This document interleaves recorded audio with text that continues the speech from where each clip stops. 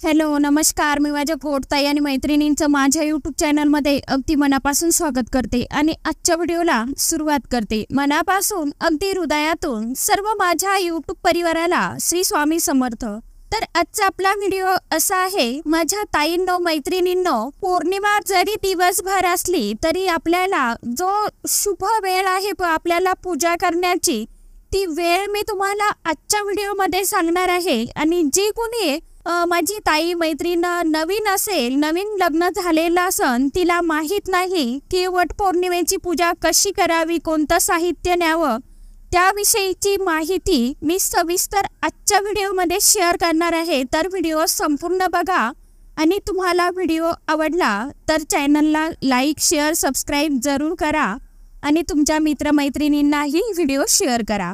तर बघा, 21 जून 2024 वार शुक्रवारला आलेली आहे वटपौर्णिमा. तर हिंदू पंचांगानुसार एक वर्षामध्ये एकूण 12 पौर्णिमा येतात. तर या 12 पौर्णिमापैकी ज्येष्ठ महिन्यातील पौर्णिमा ही तिथी आपल्याकडे वट सावित्री पौर्णिमा म्हणून साजरी केली जात असते. ज्येष्ठ महिन्यातील शुक्ल पक्षाची पौर्णिमा ही वटपौर्णिमा म्हणून मोठ्या उत्साहाने आनंदाने आपण साजरी करत असतो. त्याचप्रमाणे या दिवशी सुवासिनी वटपौर्णिमेचं व्रत करतात आणि पतीच्या दीर्घ आयुष्यासाठी आणि उत्तम आरोग्यासाठी उपवास सुद्धा करतात.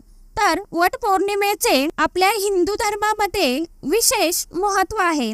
तर वटपौर्णिमेच्या दिवशी स्त्रिया आपल्या पतीच्या दीर्घ आयुष्यासाठी वडाच्या झाडाची पूजा करतात आणि उपवास देखील करतात. तर वडाच्या झाडामध्ये ब्रह्मा विष्णू महेश या त्रिदेवांचा वास असतो. धार्मिक मान्यतेनुसार वटपौर्णिमेच्या दिवशी कथेनुसार वडाच्या झाडाखाली माता सावित्रीने पतीला जीवनदान दिल्याचे सांगितले होते. त्यामुळे वडाच्या झाडाला अतिशय धार्मिक महत्त्व आहे. त्याचबरोबर वडाचे झाड हे 100 वर्षापेक्षा दीर्घकाळ जगते. म्हणून वटपौर्णिमेच्या दिवशी स्त्रिया या झाडाची मनोभावे विधिवत पूजा करतात आणि देवाकडे आपल्या पतीच्या दीर्घ आयुष्यासाठी प्रार्थना करत असतात. तर वटपौर्णिमेचा पूजेचा शुभ मुहूर्त नेमका काय आहे आणि आपण कोणत्या वेळेमध्ये आपण पूजा करावी आणि त्याचबरोबर वटपौर्णिमेची पूजा कशी करावी आणि कोणत्या वस्तू वटपौर्णिमेच्या पूजेसाठी अतिशय आवश्यक असतात आणि कोणत्या चुका आपण करायच्या नाहीत, याविषयीची संपूर्ण माहिती आजच्या या नवीन व्हिडिओमध्ये आपण बघणार आहोत. तर व्हिडिओ कुठेही स्किप न करता शेवटपर्यंत नक्कीच बघा. आणि चॅनलवरती तुम्ही हा व्हिडिओ पहिल्यांदाच बघत असाल तर चॅनलला सबस्क्राईब करा. समोरील जे बेल आयकॉनचं बटन दिसते तिथे तुम्हाला प्रेस करायचं आहे आणि ऑल ऑप्शनवरती क्लिक करायचं आहे. म्हणजे मी जेव्हा नवीन व्हिडिओ अपलोड करेन तेव्हा सर्वात अगोदर त्याचं नोटिफिकेशन तुम्हाला येईल आणि तुमचा एकही व्हिडिओ मिस होणार नाही. तर बघा, या धावपळीच्या काळामध्ये आपण सर्वच जण खूप बिझी आहोत, पण जर आपण शुभ मुहूर्तावरती पूजा केली तर ती पूजा अतिशय फलदायी ठरते. आणि हा पूजेचा मुहूर्त फक्त 2 तासांचा आहे. तर त्या काळामध्ये आपण जर पूजा केली तर ती जास्त फलदायी ठरेल आणि शक्यतो त्याच काळामध्ये करायची आहे. तर बघा, पौर्णिमा 21 जून सकाळी 7:32 सुरू होणार आहे आणि पौर्णिमा तिथी 22 जून सकाळी 6:38 संपणार आहे. तर या दिवशी पूजा करण्यासाठी पहाटे 5:24 शुभ मुहूर्त सुरू होणार आहे. तर तो 10:30 पर्यंतच असणार आहे. तर मग तुम्ही सकाळच्या वेळेमध्ये सुद्धा तुम्ही जर कुठे ऑफिसला जाणार असाल, कामानिमित्त तुम्हाला कुठं जायचं असेल तर तुम्ही सकाळी पूजा करून जाऊ शकता 10:30 पर्यंतही. तर त्याचबरोबर त्यानंतरचा शुभ मुहूर्त हा दुपारी 12:23 सुरू होणार असून तो दुपारी 2:07 पर्यंतच असणार आहे. तर त्यामुळे याच काळामध्ये स्त्रियांनी पूजा करावी. दुपारी 2:07 नंतर आपण वडाची पूजा करायची नाही शक्यतो, तरी आपण या शुभ मुहूर्तावरतीच पूजा करावी. कारण की तुम्ही वर्किंग असाल तरी तुम्ही पूजा करून सकाळी जाऊ शकता। वटपौर्णिमेच्या दिवशी स्त्रियांनी लवकर उठून स्नान करावं, आपलं घर अंगण स्वच्छ करून घ्यावं आणि आपल्या उंबऱ्यावरती हळदीचं लेपन देखील आवर्जून करावं, कारण या दिवशी शुक्रवार आणि पौर्णिमा एक साथ आलेली आहे। शुक्रवार हा माता लक्ष्मीला प्रसन्न करून घेण्यासाठी अतिशय खूप चांगला मानला जातो। शुक्रवार हा माता लक्ष्मीचा वार आहे, म्हणून दारामध्ये छानशी आपल्याला रांगोळी काढायची आहे। स्नान झाल्यावरती वटपौर्णिमेच्या व्रताचा आपल्याला संकल्प करायचा आहे आणि या दिवशी शक्यतो दिवसभर नवीनच वस्त्र आपल्याला परिधान करायचं आहे।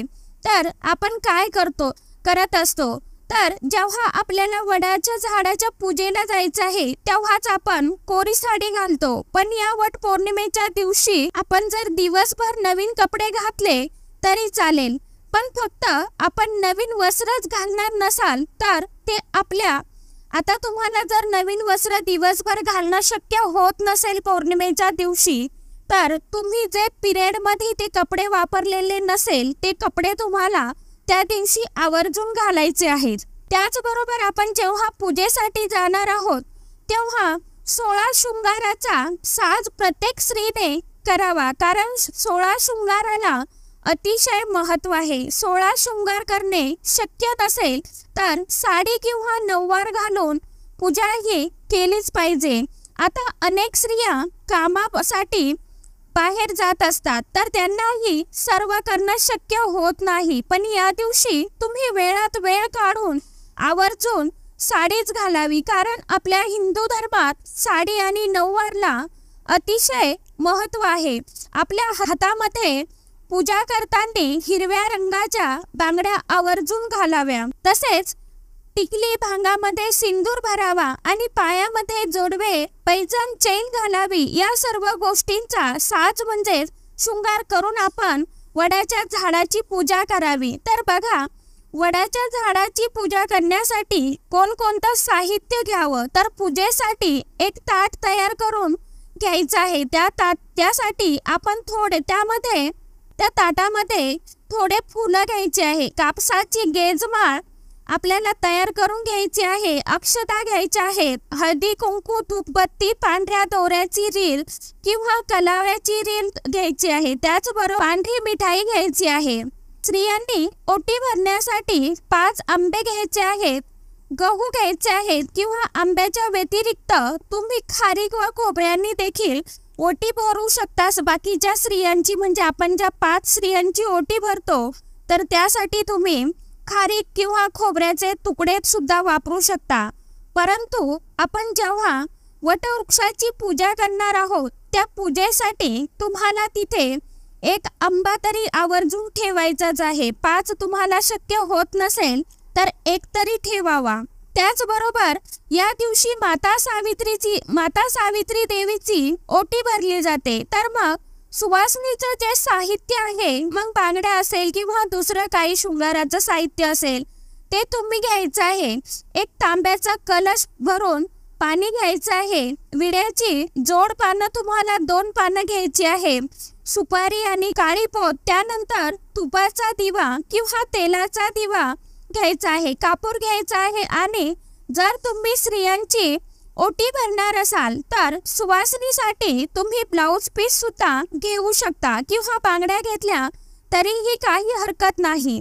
तर आपण या पौर्णिमेच्या दिवशी 5 सुवासिनींची ओटी ही भरायचीच आहे। त्याचबरोबर माता सावित्री देवीची ओटी भरायची आहे।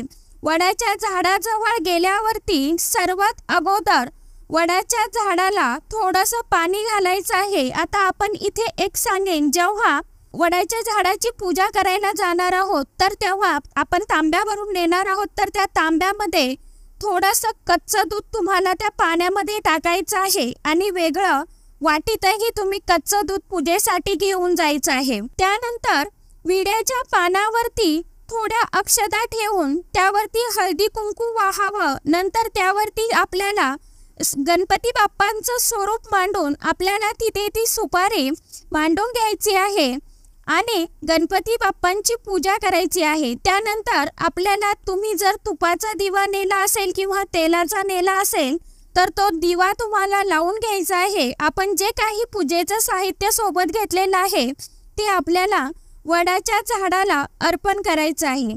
वडाच्या झाडाला हळदी कुंकू लावून अक्षता अर्पण करायच्या। त्याचबरोबर फुलं, कापसाची केजमाळ, पोत वाहावी, यानंतर झाडाचं औक्षण करावं। त्याचबरोबर तुम्हाला जर का वटपौर्णिमेची आरती येत असेल तर तुम्ही आरती तिथे म्हणू शकता किंवा मोबाईलवरती तुम्ही सर्च करून लावू शकता।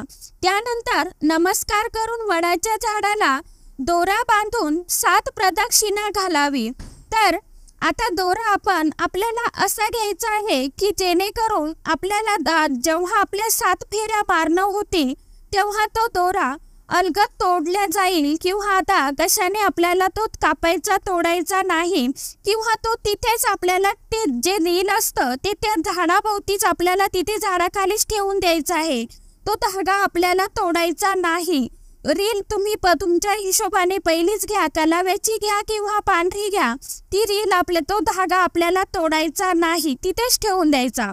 तर आपण जेव्हा वडाच्या झाडाला प्रदक्षिणा घालतो ते आपण मैत्रिणींना किंवा एकमेकींना बोलायचं नाही आणि या मंत्राचा जप आपल्याला आवर्जून करायचा आहे। तर तो जप कसा म्हणायचा? सावित्री ब्रह्मा वादिनी सर्वदा प्रिया पाशिनी तेन सत्यनमा पाहि दुःख संसार सागरात अभियोगी तथा देव सावित्र्या सहितश्यते अभियोग तथास्माक भूयात जन्माने।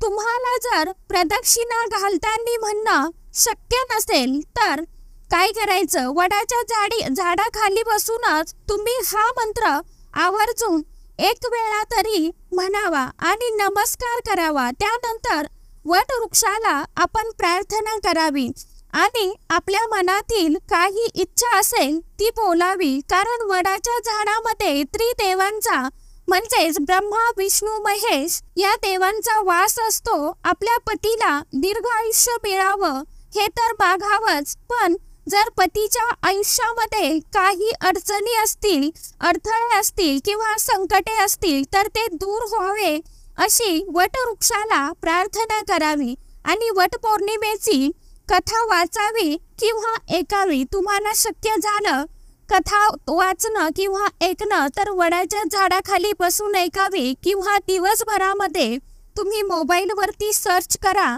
आणि घरी देखील दिवसभरामध्ये केव्हाही वाचू शकता। तर अशा प्रकारे तुम्हाला पूजा करायची आहे, सामान न्यायचं आहे। आजच्या व्हिडिओमध्ये इतकीच माहिती होती। कशी वाटली नक्की सांगा आणि व्हिडिओ तुम्हाला आवडला असेल तर कृपया व्हिडिओला लाईक करा। परत भेटूया नवीन व्हिडिओ सोबत, नवीन माहिती सोबत। तोपर्यंत सर्व माझ्या YouTube परिवाराला पुन्हा एकदा मनातून श्री स्वामी समर्थ।